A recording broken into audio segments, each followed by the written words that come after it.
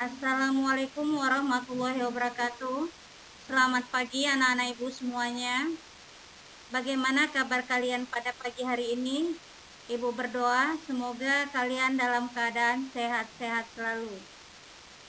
Anak-anak ibu sekalian, tetap jaga kesehatan dengan mandi secara teratur, makan secara teratur, sering cuci tangan menggunakan sabun, dan menggunakan masker apabila keluar rumah. Yang jelas, kalian harus tetap mengikuti protokol kesehatan. Semoga kita senantiasa terhindar dari berbagai wabah penyakit. Apakah kalian siap untuk mengikuti pelajaran IPS pada pagi hari ini? Siapkan alat tulis kalian, buku tulis kalian, buku paket kalian, atau apa saja yang berkenaan dengan mata pelajaran kita pada pagi hari ini.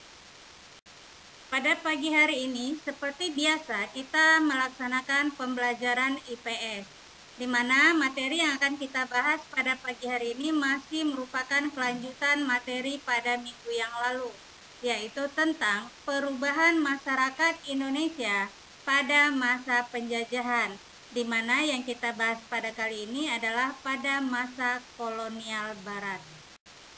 Tujuan pembelajaran yang akan kita capai pada pelajaran kita kali ini masih sama seperti tujuan pembelajaran minggu-minggu yang lalu, yaitu menelaah kondisi masyarakat Indonesia pada masa penjajahan dengan benar. Adapun indikator yang akan kita capai adalah yaitu mendeskripsikan berbagai perubahan pada masa kolonial Barat yang terdiri dari 1. Perluasan penggunaan lahan, 2. Persebaran penduduk dan urbanisasi, 3. Pengenalan tanaman baru, 4. Penemuan tambang-tambang, 5. Transportasi dan komunikasi, 6. Perkembangan kegiatan ekonomi, 7. Mengenal uang, 8. Perubahan dalam bidang pendidikan, 9. Perubahan dalam aspek politik, dan 10. Perubahan dalam aspek budaya. Baiklah anak-anak ibu sekalian, mari kita bahas satu persatu dari indikator yang akan kita capai, yaitu tentang berbagai perubahan pada masa kolonial Barat. Terjadinya kolonialisme dan imperialisme di Indonesia menyebabkan terjadinya berbagai perubahan masyarakat Indonesia, baik pada aspek geografis, ekonomi, budaya, pendidikan maupun politik. Yang pertama kita lihat perluasan penggunaan lahan. Pada masa pemerintahan kolonial Hindia Belanda, banyak perusahaan asing yang menanamkan investasinya di Indonesia. Penambahan jumlah lahan untuk tanaman ekspor dilakukan di berbagai wilayah Indonesia. Berhektar-hektar hutan dibuka untuk lahan perkebunan. Seperti contoh saluran irigasi Bendung Komering 10 atau BK10 daerah Oku Timur, Sumatera Selatan yang dibangun sejak masa Hindia Belanda. Awalnya merupakan hutan belantara yang berubah menjadi lahan pertanian dan perkebunan yang sangat subur, dan sampai sekarang daerah ini masih menjadi lumbung padinya Sumatera Selatan. Kedua, persebaran penduduk dan urbanisasi. Salah satu isu politik etis adalah transmigrasi, yang pada masa itu bertujuan untuk menyebarkan tenaga kerja murah dari Pulau Jawa di berbagai perkebunan di Sumatera dan Kalimantan. Daerah yang awalnya hutan belantara menjadi ramai dan gemerlap karena ditemukannya areal pertambangan.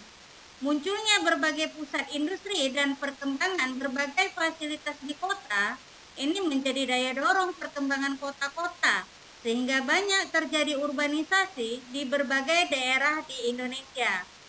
3. Pengenalan tanaman baru.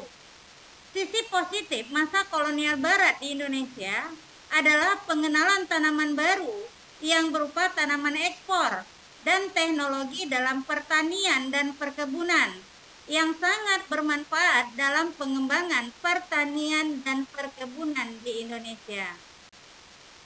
4. Penemuan tambang-tambang. Pada akhir abad 19 dan 20, Pembukaan lahan pada masa kolonial barat juga dilakukan untuk pertambangan minyak bumi, batu bara, dan logam yang banyak memberikan keuntungan kepada kaum penjajah. 5. Transportasi dan komunikasi. Banyaknya dibangun berbagai sarana transportasi dan komunikasi seperti jalan raya, rel kereta api, dermaga, dan jaringan telepon di berbagai wilayah Indonesia. Ini mendorong terjadinya mobilitas barang dan jasa yang sangat cepat. Walaupun banyak penderitaan dan kesengsaraan yang dirasakan rakyat Indonesia akibat kerja paksa, tapi di sisi lain telah mempermudah jalur transportasi dan komunikasi masyarakat Indonesia. 6. Perkembangan kegiatan ekonomi. Pada kegiatan ekonomi juga terjadi dalam bidang produksi, konsumsi, dan distribusi.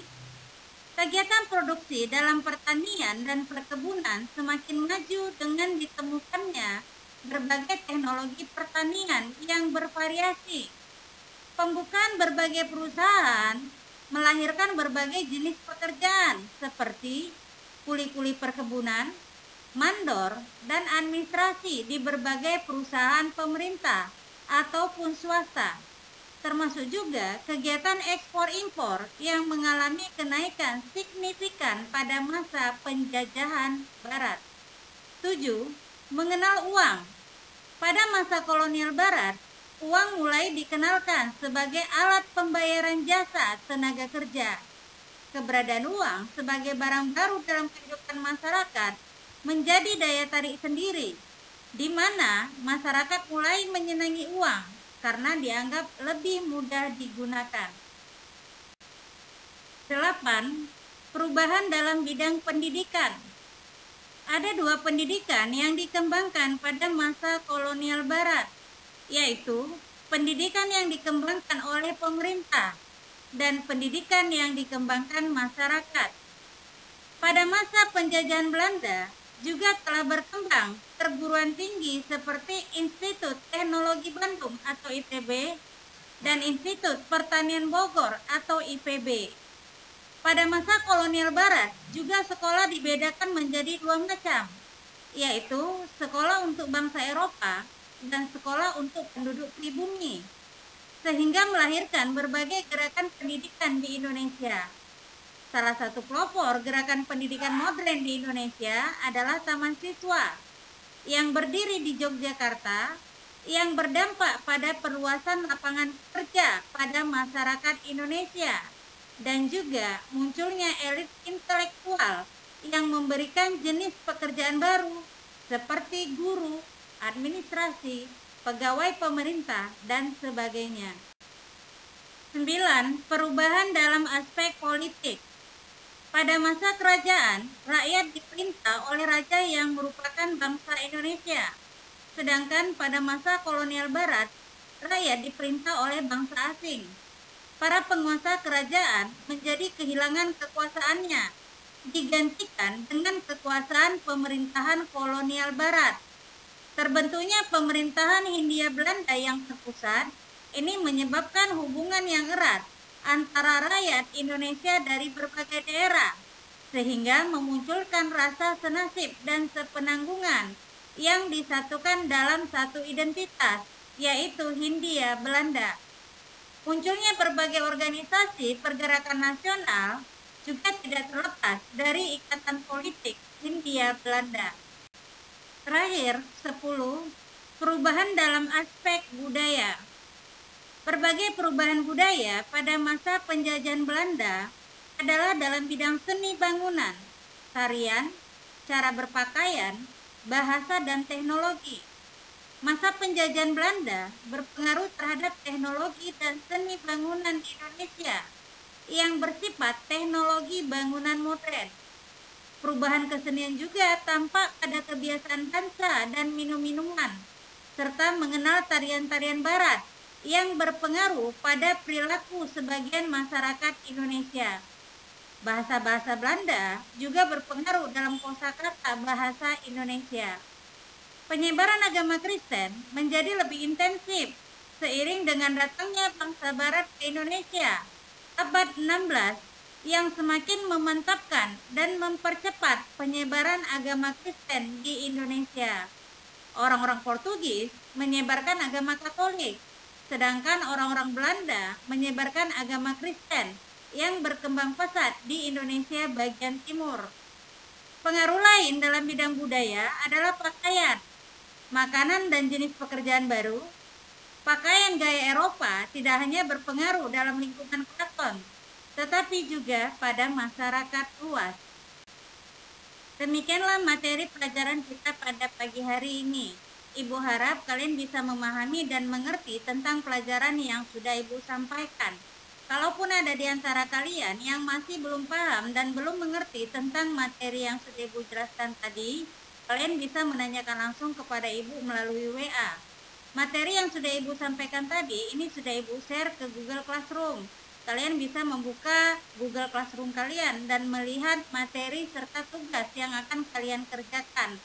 Ibu berharap kalian juga bisa mengerjakan tugas sesuai dengan waktunya, sehingga pengumpulan tugas itu sesuai dengan apa yang Ibu harapkan. Kalian tetap harus semangat dalam mengerjakan tugas-tugas yang Ibu berikan. Begitu juga dengan yang diberikan oleh guru-guru lain. Terima kasih atas perhatian kalian terhadap pelajaran kita hari ini. Dan Ibu akhiri dengan Assalamualaikum warahmatullahi wabarakatuh dan selamat pagi.